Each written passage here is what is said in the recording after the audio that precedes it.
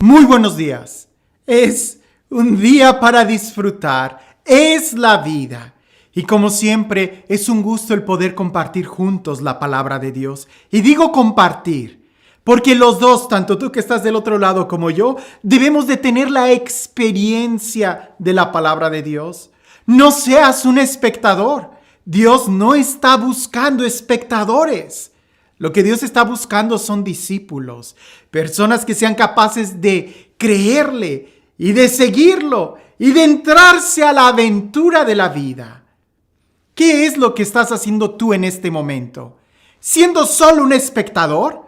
¿Estás sentado escuchando y viendo a ver qué tanto te entretienen? ¿O estás en realidad dispuesto a, junto conmigo, avanzar en esta jornada, en este viaje, en este recorrido espiritual que la palabra de Dios día a día nos está dando? ¿Cuál es la diferencia entre un espectador y un discípulo? Que el espectador solamente está ahí, recibiendo, escuchando. Pero en cambio el discípulo es el que se pone en movimiento. El discípulo es el que está transformándose en su interior. El discípulo es aquel que da lo mejor que puede para ser como el maestro. Hoy las lecturas nos hablan de que hubo personas que escucharon a Jesús, pero no eran discípulos, eran sencillamente espectadores y a veces muy duros para hacer una evaluación de Jesús. Y resulta que a Jesús no se evalúa como un espectador, sino más bien cuando tú empiezas a seguirlo, a caminarlo. Es como ahí te vas dando cuenta de quién es en realidad Jesús para ti.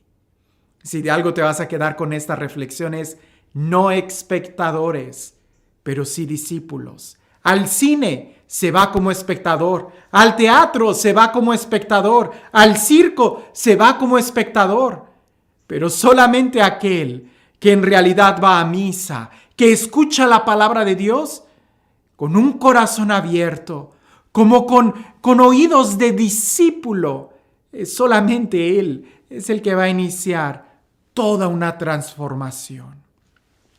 Escucha el Evangelio el día de hoy y pregúntate a ti mismo. Seamos honestos. La pregunta para ti mismo es, ¿todo este tiempo has sido un espectador de Jesús? ¿O estás ya como discípulo de Él, caminando, siguiendo las huellas del Maestro? El Evangelio dice así. En aquel tiempo, Jesús llegó a su tierra y se puso a enseñar a la gente en la sinagoga, de tal forma que todos estaban asombrados y se preguntaban, ¿de dónde ha sacado esta sabiduría y estos poderes milagrosos? ¿Acaso no es este el hijo del carpintero? ¿No se llama María, su madre, y no son sus hermanos Santiago, José, Simón y Judas? ¿Que no viven entre nosotros todas sus hermanas? ¿De dónde pues ha sacado todas estas cosas? Y se negaban a creer en él. Entonces Jesús les dijo, un profeta no es despreciado más que en su patria y en su casa. Y no hizo muchos milagros allí por la incredulidad de ellos. Si prestamos atención al texto, dice que Jesús se puso a enseñar y la gente en la sinagoga se admiraba de la doctrina, de la sabiduría. Y se admiraba de tal manera que se sorprendían. Pero resulta que más que tener oídos de discípulos, eran como estudiantes, porque inmediatamente empiezan a preguntarse por las credenciales de este maestro. Inmediatamente empiezan a decir, ¿pero de dónde sacó esa doctrina? ¿De dónde aprendió él todo esto? ¿Que acaso no es José, su padre, y María, su madre? ¿Que acaso no están aquí sus hermanos y sus hermanas entre nosotros? ¿De dónde pues él ha aprendido todo esto? Y empezaron a despreciarlo. A veces nosotros estamos así, con una actitud tan escéptica, tan de espectador, tratando de ser incluso más inteligentes que el mismo maestro. Nosotros pudiéramos decir, ¿qué importa de dónde haya sacado él esa enseñanza si lo que te está diciendo es verdad? ¿Qué importa quién es el que te está dando el consejo si el consejo en sí mismo es verdad? Es bueno, te va a ayudar. Pero nosotros no. Parece que preferimos más detenernos a mirar al mensajero que el mensaje en sí mismo. Ahora, eso nos puede pasar incluso con el mismo Jesús, con la misma palabra de Dios. Que nosotros podemos tener un conocimiento exterior de quién es Jesús, de lo que Él dijo, de cómo lo dijo. Podemos tener un conocimiento exterior de los milagros que Jesús hizo y poder enunciarlos, enumerarlos y describir los discursos que Él ha hecho. Podemos leer una y otra vez la Sagrada Escritura como alguien que está leyendo un libro de historia, como alguien que es un espectador. Pero en el momento en que tú quieres tener un encuentro con Jesús, la dinámica tiene que ser totalmente diferente. Por eso pareciese que las personas que hemos crecido en ambientes religiosos, en cierta manera tenemos que darle gracias a Dios por el privilegio que nos ha dado. Pero también tenemos que reconocer una gran limitación, que es difícil que nos dejemos sorprender por Dios mismo. Honestamente, a veces a mí me pasaba, creo que ya me he quitado ese vicio, pero te lo comparto con mucha humildad.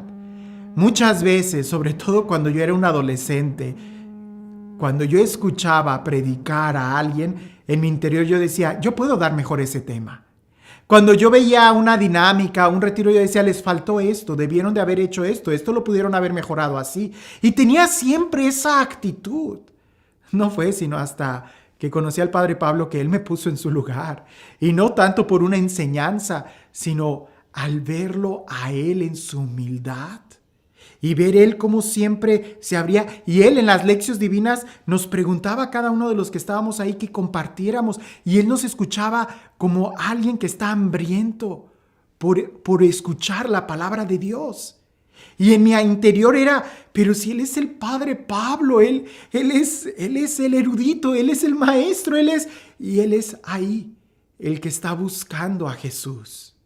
Eso a mí me ayudó mucho para entender que no importa, ¿verdad?, quién es el que está dando el tema, sino más bien que sea Dios.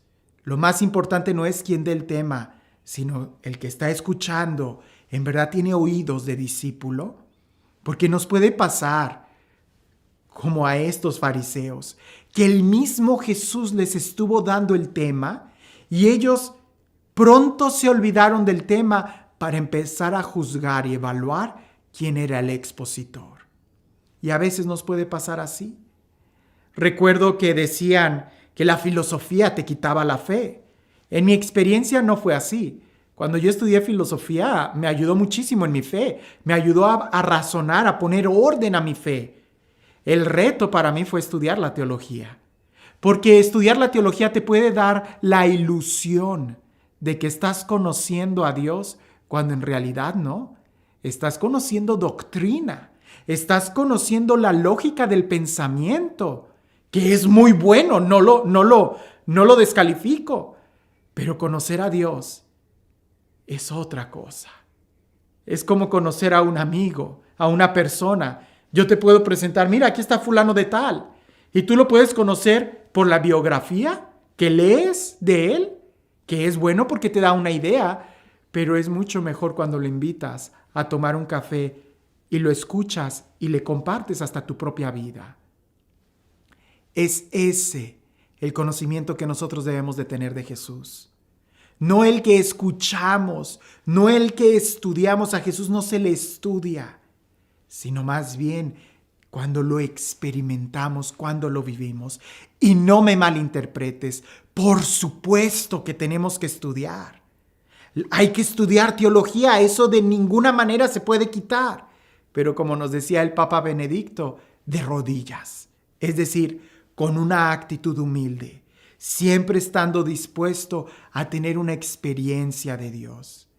el estudio de Dios, el estudio de la espiritualidad, el estudio de la teología, el estudio de la Sagrada Escritura no tiene otra finalidad que el ayudarte a tener un encuentro con Jesús. Pero también hay que ser honestos. Muchas veces nos puede distraer del verdadero conocimiento de Dios, de la experiencia. Cuando lo que se infla es nuestro ego, entonces podemos nosotros estar como los fariseos diciendo, pero si ya conocemos a Jesús, sé de dónde viene, ¿qué me va a enseñar?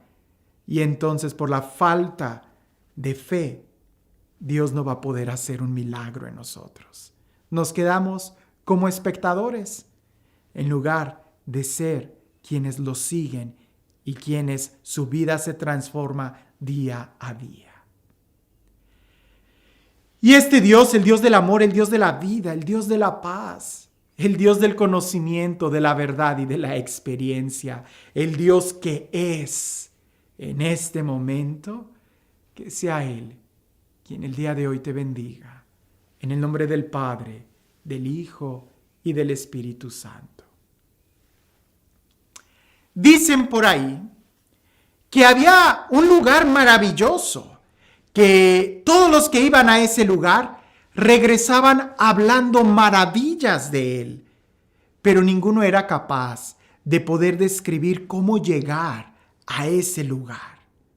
Hasta que un hombre que regresó y todos esperando escuchar su testimonio, él empezó a decir qué maravilloso y qué hermoso era ese lugar. Y le dijeron, enséñanos cómo llegar. Y aquel hombre les escribió un mapa y les dijo, si siguen estas direcciones, van a llegar a ese lugar. ¿Pero qué fue lo que sucedió con aquellos hombres de esa aldea?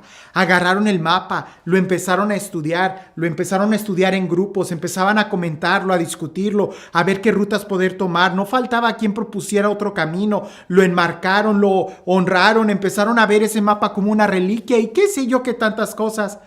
Pero resulta que perdían mucho tiempo viendo el mapa, que nunca empezaron a recorrer el camino que el mapa les enseñaba. A veces así estamos. Cuando leemos libros de espiritualidad, nos quedamos tan maravillados que empezamos a comentar y a presumir y a decir y a tener ideas, opiniones, que nos quedamos sin recorrerlo. Nos quedamos maravillados de lo que otros dicen sobre la espiritualidad, pero nosotros, como espectadores, no damos el paso para ser discípulos. Y nos quedamos ahí, mirando el mapa, mirando el testimonio de los santos, mirando la experiencia de otros, analizando, juzgando, evaluando. Pero nos quedamos así, como unos muy buenos espectadores, muy buenos críticos, pero como muy malos discípulos. Hoy en el Evangelio, muchos escucharon a Jesús. La mayoría fueron espectadores. El día de hoy, tú te vas a dar la oportunidad de sentarte a los pies de Jesús, de recorrer el camino que el mapa te dice y llegar al corazón de Dios. ¿O simplemente te vas a contentar con escuchar alguna reflexión y como un buen espectador evaluarla? Seamos discípulos, no espectadores. Que tengas un excelente día.